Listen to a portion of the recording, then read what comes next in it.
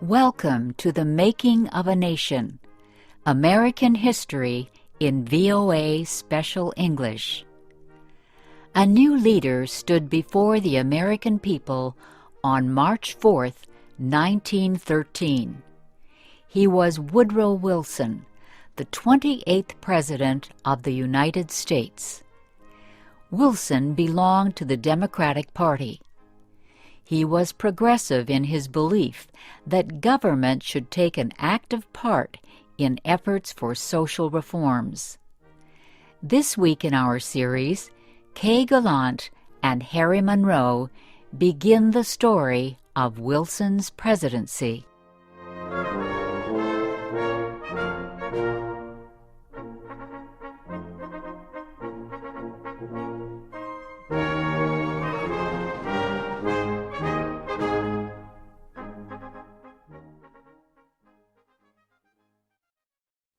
Woodrow Wilson had spent most of his life at Princeton University. First, he was a professor. Then, he was university president. Next, Wilson was elected governor of the state of New Jersey. His early success as governor made him a leading candidate for the Democratic presidential nomination in 1912. Wilson traveled widely around the country during the campaign. He made speeches to many groups. He tried to make himself and his ideas known to as many Americans as possible.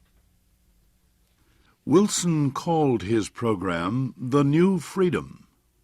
One of his campaign promises was to fight for better conditions for America's small business owners.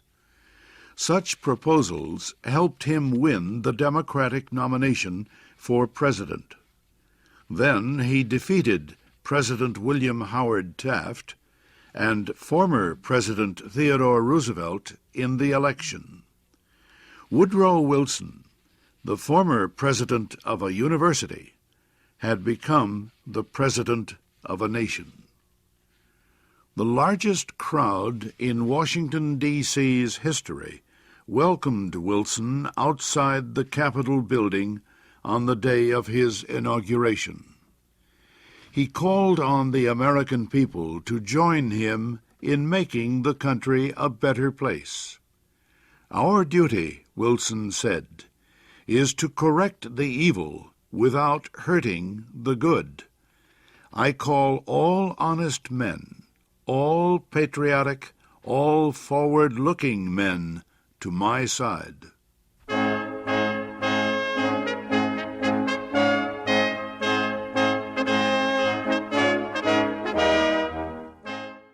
Wilson wasted no time. He immediately called a special session of Congress to act on Democratic campaign promises to reduce import taxes or tariffs. Wilson felt strongly about the need to reform these taxes. He broke tradition by leaving the White House to appear before Congress in person to appeal for his tariff proposals. Many members of Congress opposed Wilson's plans, but the new president used the results of a Senate investigation to win the fight. The investigation showed that a number of senators owned companies that depended on high tariffs for their profits. The votes of these senators were influenced by their property holdings. Public knowledge of the situation forced many of them to give up their holdings and stop resisting tariff reform. Congress finally approved Wilson's proposals. Lower tariffs reduced the amount of money taken in by the federal government.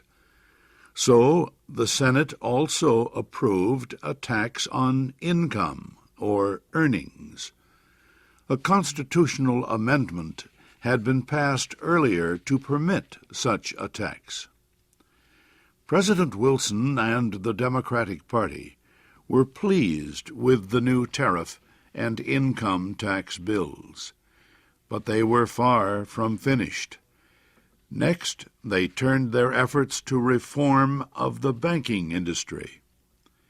For several years, many people had recognized the need for changes in the banking system.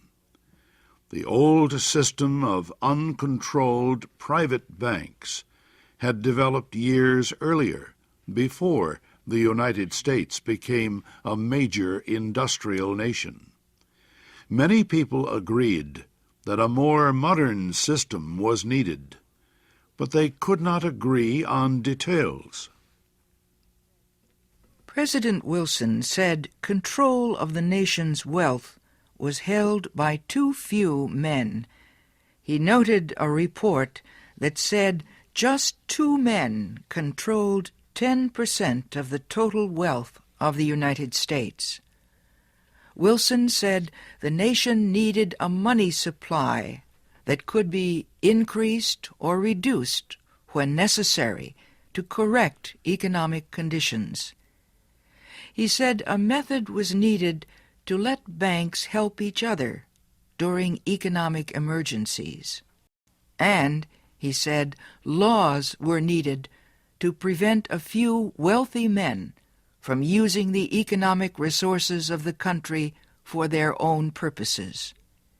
Finally, Wilson said the control of this system of banking must be public, not private. It must belong to the government itself. Wilson called his proposal for a central bank the Federal Reserve System. Under the plan, the nation would be divided into 12 areas. Each area would have its own Federal Reserve Bank. These area banks would not do business with the public. They would serve only as bankers' banks, and they would issue a new form of money supported by the federal government. Most important, the leaders of the new system would be chosen by the government, not by private business.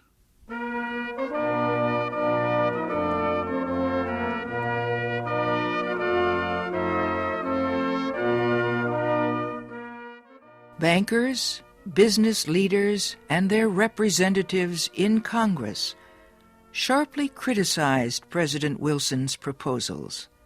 They said government control of the banking system was socialism, not capitalism. But